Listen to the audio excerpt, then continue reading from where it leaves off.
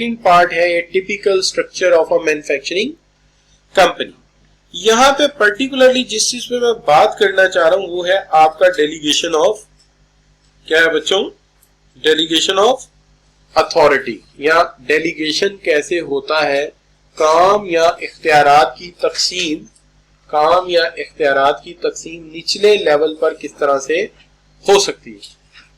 तो देखिए जब आप डेलीगेशन की बात करते हैं तो आपके जहन में पहला ख्याल आना चाहिए कि एक सीनियर अपने इख्तियारात एक जूनियर को ट्रांसफर कर रहा है, यानी कह सकते हैं कि रूटीन के कामों में बहुत सारे मामलात के अंदर टॉप मैनेजमेंट को जो है वो फॉर्मल स्ट्रक्चर में बहुत सारे डिसीजन लेने होते हैं। वो जो डिसीजन लेने होते हैं वो निचले लेवल पर ट्रांसफर करने पड़ते हैं, लेकिन इसको ट्रांसफर करते वक्त ये ख्याल रखा जाता है कि physical and mental limitations, physical and mental limitation, यानी अगर आप देखेंगे जो सीनियर है वो कितनी को बातें सोच सकता है, कितने को काम खुद मैनेज कर सकता है, उसकी भी एक ज़हनी सतह है, उससे ज्यादा वो काम नहीं कर सकता, लिहाजा उस कामों को निचले वाले लेवल पे ट्रांसफर करना पड़ेगा, ट्रांसफर करना पड़ेगा, और वर्कलोड जो है वो सब ऑर्डिनेट के ऊपर ट्रांसफर करना पड़ेगा और उन्हें टास्क असाइन करने पड़ेंगे। जब आप टास्क असाइन करेंगे तो याद रखें रिस्पॉन्सिबिलिटी जब भी दी जाती है उसके साथ साथ अथॉरिटी देना भी जरूरी होती है। रिस्पॉन्सिबिलिटी के बगैर अगर बंदा अथॉरिटी के बगैर कोई रिस्पॉन्सिबिलिटी दे दे तो उसका शुगर ही बनेगा। जैसे मैं आपको कह दूं कि जितने बच्चे लेट आते हैं कल से आपने चेक करना और रोकना उनको लेट क्यों आ रहे, तो एक दिन तो कहेंगे भाई ये हो गया था, ये वजह थी, ये वजह, दूसरे दिन वो कहेंगे तुम कौन होते हो हमें रोकने वाले, और तीसरे दिन हो सकता है कि मुझे खबर आए कि आपकी पिटाई हो रही है। लेकिन अगर मैंने पहले दिन ही आपको इख्तियार दिया होता कि आप उन्हें वार्निंग दें और उससे अगले दिन जो है आप उन्हें जो है वार्निंग देते और फिर एक आध बच्चे को रेस्ट्रिकेट करके कॉलेज से निकाल देते, तो दोबारा आपसे कोई सवाल नहीं करेगा, रिक्वेस्ट ही करेगा अगर लेट हो। तो बगैर अथॉरिटी के काम जो है ना वो चलता नहीं। क्लियर बच्चों? अब यहाँ पे आप देखेंगे कि ज्यादातर जो सिस्टम है डेलीगेशन में वो मैट्रिक्स डिपार्टमेंटलाइजेशन है, और जितने भी प्रोजेक्ट बेस्ड ऑर्गेनाइजेशन होते हैं वहां मैट्रिक्स डिपार्टमेंट यूज किया जाता है पर्टिकुलर। लेकिन यहाँ पे अगर आप देखेंगे ना तो जिक्र है प्रॉक्टर एंड गैम्बल कंपनी का, जिसको पीएनजी हम मुख्तसर बोले, जितना भी हमने पढ़ा अभी तक तो हम इसको हमेशा पीएनजी बोल जाते थे, प्रॉक्टर एंड गैम्बल। आप सब बच्चे जानते हैं जो ये मशहूर कंपनी है उसमें एक तो रैकेट एंड कोलमैन है ना जो डिटोल वाले हैं, डिटोल सोप बनाते हैं। ये प्रॉक्टर एंड गैम्बल वो वाले जो सेफ गार्ड बनाते हैं, ठीक है ना, और शैम्पूज भी प्रोड्यूस करते हैं और उसके अलावा डिटर्जेंट्स वगैरह भी बनाते हैं। तो ये प्रॉक्टर एंड गैम्बल वाले। अच्छा, इनकी कंपनी का स्ट्रक्चर जो है ना 4 पिलर्स पर मुश्तमिल है। ये 4 पिलर्स में ना अक्सर कंफ्यूजन ये होती है कि अगर आप किताब में देखेंगे तो रिटन लिखा हुआ है, कोई तस्वीर नहीं नजर आएगी। मैंने इसको ये किया है कि इसकी तस्वीर सामने रख के आपके साथ शेयर करता हूँ। देखिए इनका फर्स्ट पिलर जो है ना वो पता है कौन सा इनके स्ट्रक्चर का, global business units, company it's product lines. क्या है इसकी? प्रोडक्ट लाइंस है। मैं अपनी तस्वीर थोड़ी सी साइड पे कर देता हूँ यहाँ पे, तो देखिए आपको प्रोडक्ट लाइंस नजर आएंगी। कौन सी प्रोडक्ट लाइंस है ये देखिए, ये नजर आ रहा है आपको? ब्यूटी केयर, ये क्या है? हाउस होल्ड, ये देखिए कौन सा है? Health and wellbeing. तो ये क्या है? इनकी प्रोडक्ट लाइंस है, यानी इसके अंदर भी मजीद मुख्तलिफ प्रोडक्ट्स होंगे, इसके अंदर भी मजीद मुख्तलिफ प्रोडक्ट्स होंगे। तो ये इनकी प्रोडक्ट लाइंस है, baby products, beauty products and home care. ठीक है, ये आपको नजर आ रहा है जी? अच्छा, अब देखिए ये जो चीज है ना, ये आपको कोई भी बंदा पूरी मार्केट में जो पढ़ा रहा है ना वो आई चलाई काम कर रहा है, वो ये नहीं करेगा कि ढूंढ के स्ट्रक्चर लाके बात करे कि ये बात हो रही है। अच्छा, दूसरी चीज देखिए सेकंड पिलर, सेकंड पिलर है selling the market operation group arrange with the geographical models, जैसे नॉर्थ अमेरिका, उसके बाद कौन सा है? लैटिन अमेरिका, एंड देन कौन सा है जी? शाबाश, एशिया पैसिफिक, चाइना, इंडिया। क्या हाल है बच्चों जी? तो क्या यहाँ हमें ये बातें नजर आ रही हैं कि एक एक एरिया अलग से देखा गया है हर स्ट्रक्चर के लिए, ठीक है, नहीं नजर आ रही, लेकिन आप तो यहाँ पे ये जो सारे का सारा स्ट्रक्चर है ये एक दफा बनेगा किसके लिए, एक दफा बनेगा ये अमेरिका के लिए, इसी तरह फिर ये बनेंगे अलग अलग देखे जाएंगे किसके लिए, शाबाश, जियोग्राफिक मॉडल्स के लिए। यानी आप इनको डिफरेंट मार्केट डेवलपमेंट ऑर्गेनाइजेशन के तौर पे देखेंगे। जैसे ये देखिए मार्केट डेवलपमेंट ऑर्गेनाइजेशन, फिर उसमें एक मार्केट नहीं ना आएगी, यहाँ पे आप मुख्तलिफ मार्केट्स बना देंगे ऐसे, अमेरिका, एशिया, यूरोप, और इन सब के यहाँ पे ये लेयर्स ले जाएंगे इधर से। ठीक हो गई बात? अब जब इनकी आप लेयर्स ले जाएंगे तो ये क्या आ गई, ये आपकी सेकंड लेयर आ गई। ठीक है, ऊपर से देखेंगे तो प्रोडक्ट्स है, इस तरफ से देखेंगे तो जियोग्राफिकल लेयर्स है। ठीक है, ये कौन सा, एशिया, ये कौन सा, अफ्रीका, ये कौन सा, साउथ कोरिया, जो भी आप कह लो। अच्छा, अब उसके बाद थर्ड पिलर में क्या आ जाएंगे, इट्स बिजनेस यूनिट्स को आ जाएंगे, बिजनेस यूनिट्स। तो ये आगे global business units and services. अच्छा, अब वो यूनिट्स क्या आ जाएंगे कि यूनिट्स आगे ब्रेक हो जाएंगे, मुख्तलिफ तरह के बिजनेस यूनिट्स। जैसे कि आप ये कह लीजिए कि एक यूनिट आपने बनाया हुआ है किसका जी, ब्यूटी केयर का, तो वो किसी एक इलाके में काम कर रहा है, दूसरे में काम नहीं कर रहा, उसकी डिमांड एशिया में सबसे टॉप पे है, यूरोप में कम है, अफ्रीका में ना होने के बराबर। तो वो फिर इस तरह मुख्तलिफ जगह पे मुख्तलिफ हो सकती है। ये नहीं अफ्रीका के सब कॉन्टिनेंट की बात कर रहा हूँ, कुछ कॉन्टिनेंट्स में नहीं होगा, कुछ में होगा, मिसाल दिए सिर्फ। तो इस तरह करके इन्होंने आगे टेक्नोलॉजी, फिर उसके बाद ये बना दिए क्या जी, इनके जो डिविजन्स है उसके आगे अकाउंटिंग फंक्शंस। तो जहां आपने यहाँ ये बनाए थे ना, ये देखिए आपने बनाया जी अमेरिका, एशिया, ठीक है जी, लेट्स से यूरोप। अब आप यहाँ पे इसके आगे इनके डिविजन्स बना देंगे, कैसे, दैट या सॉरी फंक्शन बना देंगे, अकाउंटिंग इस एरिया का, इस एरिया का जो है जी वो HR, इस एरिया का ऑपरेशन, इस एरिया की मार्केटिंग, वो आगे आ जाएंगे। क्लियर? अब आपने देखा होगा सबसे ऊपर से क्या आ रहा है, वो जो उनके शाबाश प्रोडक्ट लाइंस है। इस तरफ से पहला क्या आ रहा है आपका, जियोग्राफिक रीजन्स, और फिर उसके आगे क्या आ रहे हैं उनके business units and then their functions. ठीक होगी बात? अच्छा, अब आप देखेंगे कि जो इनका ओवरऑल चौथा पिलर है, चौथा पिलर किस चीज का है, वो है with the human resource, legal, marketing, research, development. तो ये इनके डिफरेंट सब डिपार्टमेंट्स हैं जो इसके लिए क्या करेंगे, वर्किंग करेंगे। क्लियर जी? अच्छा, तो वैसे बेहतर ये होता मैं इसको पेपर पे बना के ले आता तो ज्यादा आपको समझा सकता था, लेकिन मैंने कहा कि अब चूंकि मैं आपको इतनी दफा ये बना के सिखा चुका हूं कि ये बन गए उसके इलाकाई एरियाज, जैसे अमेरिका, एशिया, यूरोप, फिर आगे आगे उसके क्या जी, उसके डिवीजन्स आगे, और डिवीजन्स के आगे, डिवीजन्स तो आपके ये चल रहे हैं ना, ऊपर से ये डिवीजन्स आ रहे हैं, उसके आगे आप उसके फंक्शंस ले लीजिए, जैसे मार्केटिंग, फाइनेंस एंड HR, तो ये आ जाएंगे। क्लियर हो गई बात? तो इसका फोर्थ पिलर बन गया।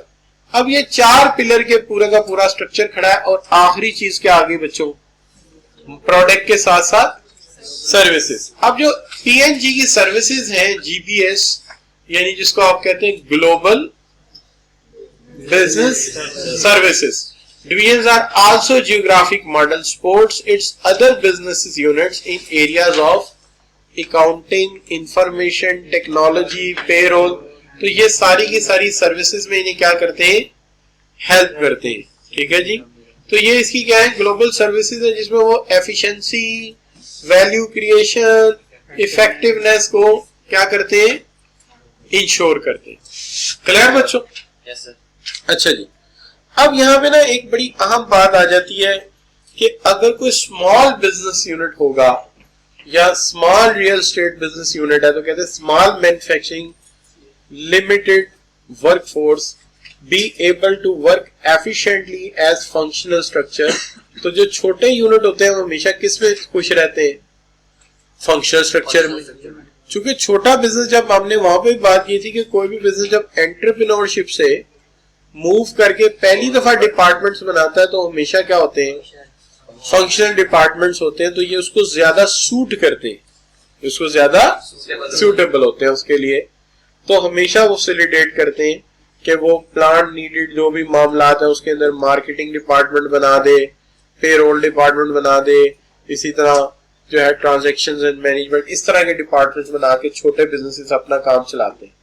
लेकिन जैसे जैसे बिजनेस बढ़ता है हम ज्यादा कॉम्प्लेक्स स्ट्रक्चर की तरफ जाना शुरू कर देते हैं और बड़े बड़े प्लांट लाने शुरू कर देते हैं। लेकिन ये सारी स्ट्रेटेजीज को अलाइन होना चाहिए कंपनी की स्ट्रेटेजीज के साथ। किसके साथ अलाइन होना चाहिए? कंपनी की स्ट्रेटेजीज के साथ। और स्ट्रेटेजीज को अलाइन होना चाहिए मार्केट के हालात के साथ। ठीक है, यानी जो इन्वायरमेंट होती है मार्केट में उसकी बुनियाद पे कंपनी अपना प्लान बनाती है या स्ट्रेटेजी बनाती है और उस स्ट्रेटेजी की बुनियाद के ऊपर आगे फिर ऑर्गेनाइजेशन का स्ट्रक्चर बनाया जाता है। क्लियर बच्चों? उसकी बुनियाद पे क्या किया जाता है? स्ट्रक्चर बनाया जाता है। अच्छा बच्चों, अब आ गई बात इस चीज के ऊपर कि चूजिंग एन ऑर्गेनाइजेशन स्ट्रक्चर। किसी भी ऑर्गेनाइजेशन स्ट्रक्चर को जब आप चूज करते हैं तो उसके अंदर क्या होता है कि क्या चीजों का ख्याल रखा जाता है? कहते हैं शुड मैन्युफैक्चरिंग रिस्पॉन्सिबिलिटी सेंट्रलाइज होनी चाहिए या ये डिसीजन लोकल लेवल पे दे देने चाहिए। यानी ये वो सवालात हैं जिसके जवाबात आप जो भी स्ट्रक्चर डिजाइन करोगे अपने मुस्तकबिल में जाके किसी कंपनी के लिए, तो इन सवालों का जवाब आपसे पूछा जाएगा कि क्या इसके इख्तियारात ऊपर वाले बोर्ड के पास होने चाहिए या नीचे चले जाने चाहिए। पहला सवाल। दूसरा सवाल यह है how can best ensure the technology and standard across the all सब यूनिट्स। कैसे टेक्नोलॉजी जो नई आई है, मशीनें जो नई ली है, तरबियत जो नहीं हासिल की है, उसको अच्छी तरह मुस्तफीद हुआ जा सकता है। तो पहला सवाल यह है कि फैसले टॉप लेवल पे होने चाहिए या उन्हें जो है वो डाउन द चेन नीचे दे देना चाहिए लोगों को। दूसरा सवाल यह है कि जो भी मशीन या इक्विपमेंट खरीद कर लाए हैं उसका बेस्ट यूज सेंट्रलाइजेशन से हो सकता है या आप वो स्ट्रक्चर में इंश्योर कर रहे हो कि इस टेक्नोलॉजी का बेहतरीन इस्तेमाल हो सके। अच्छा, should unit like engineering assets and management maintain integrated to manufacturing or separate from it। क्या हमें अपने इंजीनियरिंग और मेंटेनेंस के मैनेजमेंट और मेंटेनेंस को इंटीग्रेट करके एक बना देना चाहिए या मेंटेनेंस को अलग कर दें और मैन्युफैक्चरिंग को अलग कर दें? किस तरह से ही फायदा हो सकता है? यानी पहला सवाल इख्तियारात ऊपर रखेंगे नीचे दें। पहला सवाल क्या है? दूसरा जो स्ट्रक्चर बना रहे हैं उससे आप इन मशीनों का, इन टूल्स का बेस्ट यूज कर सकेंगे। और तीसरा सवाल यह है कि ये जो यूनिट्स हैं इनको आपस में मुत्तहिद कर दिया जाए या इन्हें अलग-अलग करने में फायदा है। और अगला सवाल how much responsibility will plant manager have. Plant manager के ऊपर कितना लोड डाला हुआ है, कितनी जिम्मेदारी डाली हुई है। And how will responsibility be organise below the plant manager. उसके नीचे जिम्मेदारियां कैसे बांटी गई। तो कितने सवाल है? पहला सवाल क्या था? ऊपर वाले लेवल की जिम्मेदारियां नीचे होनी चाहिए कि नहीं। दूसरा सवाल ये था कि इस तरीके से हम मशीन और टेक्नोलॉजी का बेस्ट यूज कर सकेंगे या नहीं। अगला सवाल ये था कि हमें इन्हें सब यूनिट से ब्रेक करना चाहिए या मिला देना चाहिए। और अगला सवाल ये था कि मैनेजर कितनी जिम्मेदारियां डाली हैं एंड हाउ विल रिस्पॉन्सिबल भी और रिस्पॉन्सिबिलिटी जो नीचे वाले लोग हैं उन पे कैसे आपने जिम्मेदारियां डाली। अब बच्चों इसके अंदर बड़ी अहम बात है जो इन्होंने किताब में जरा और तरह लिखी है लेकिन मैंने इसको जरा तफसीलन बयान कर दिया है। वो ये बात है कि एक तरफ आप देखेंगे ना तो आपको नजर आएगा क्या शाबाश प्रोडक्ट बेस्ड ऑर्गेनाइजेशन और एक तरफ आएगी प्रोसेस बेस्ड ऑर्गेनाइजेशन। देखिए प्रोडक्ट बेस्ड ऑर्गेनाइजेशन वो ऑर्गेनाइजेशन होती है जहां पर जितना भी आपने निजाम बनाया है वो एक प्रोडक्ट के लिए बनाया है।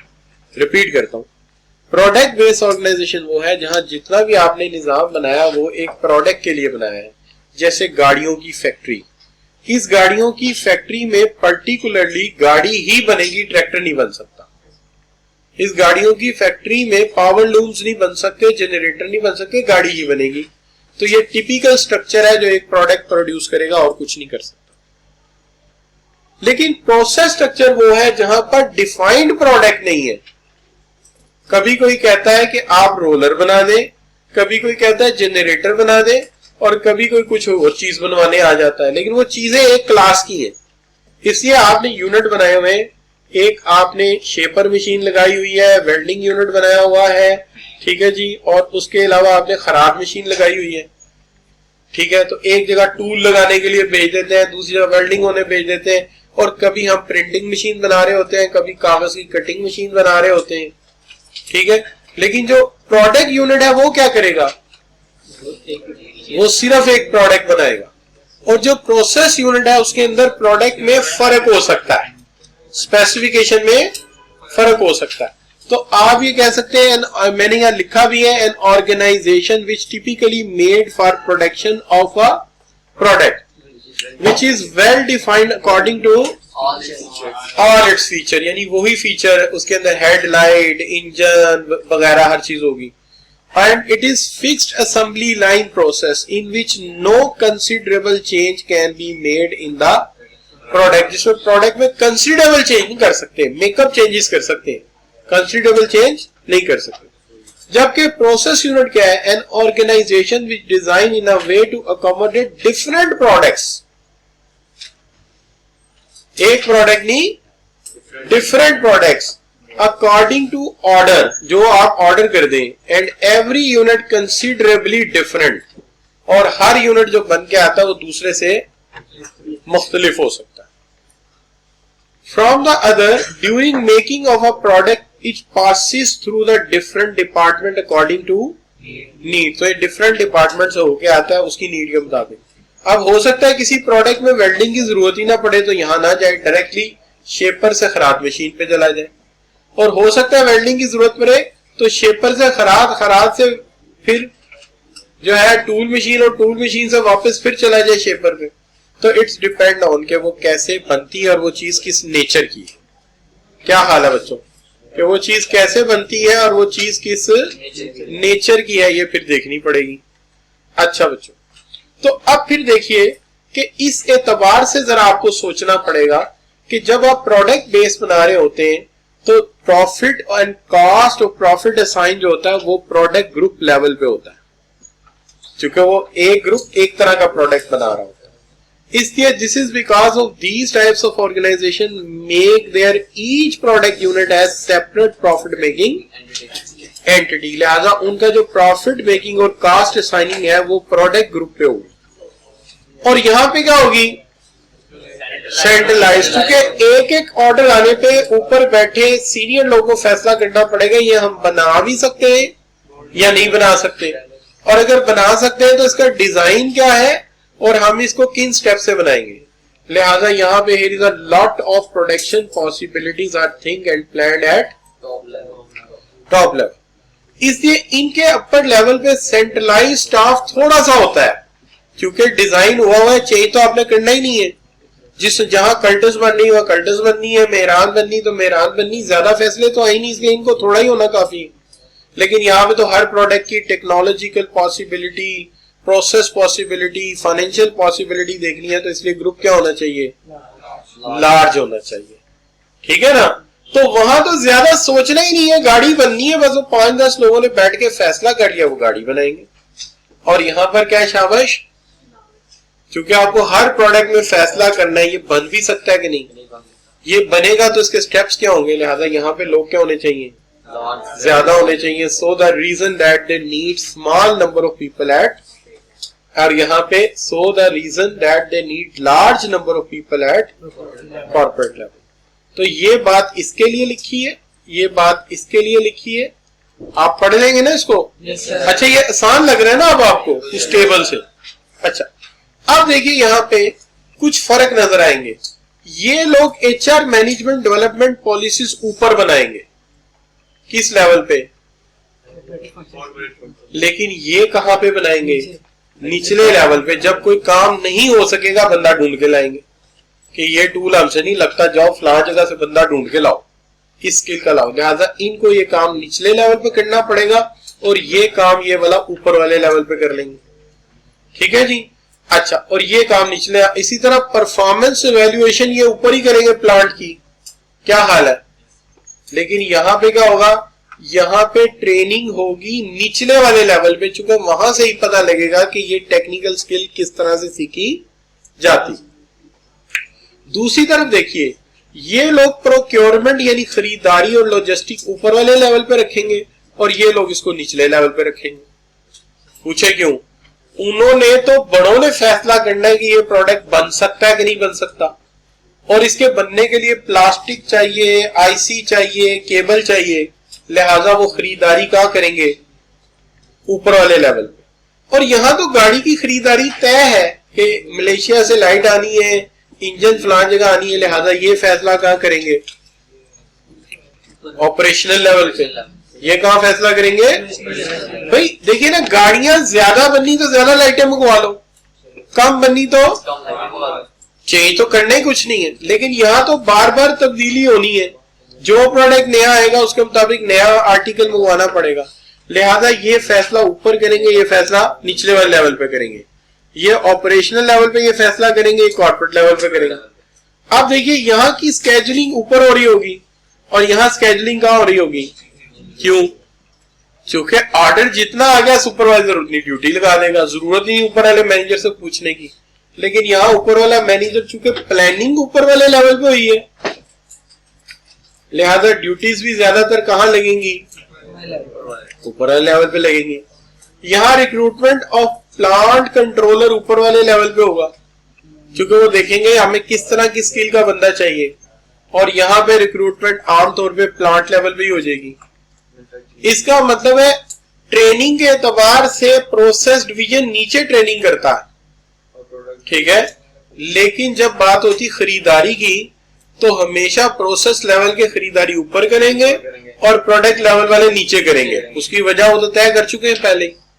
और फिर इसी तरह स्केजुलिंग वो ऊपर वाले लेवल पे करेंगे, क्योंकि उन्हें पता है कितनी मेहनत दरकार है, और यहाँ पे तो पहले ही तय है कि गाड़ी बननी है, लिहाजा वहां स्केजुलिंग सुपरवाइजर करेगा। यहाँ रिक्रूटमेंट अक्सर प्लांट लेवल पे इंटरव्यू करके की जाएगी, ठीक है, और वहां पर अपर लेवल भी इन्वॉल्व होगा और लोअर लेवल भी इन्वॉल्व हो सकता है। क्लियर बच्चों? तो बात डन हो गई। ये बच्चों बड़ी अहम बात थी जिसके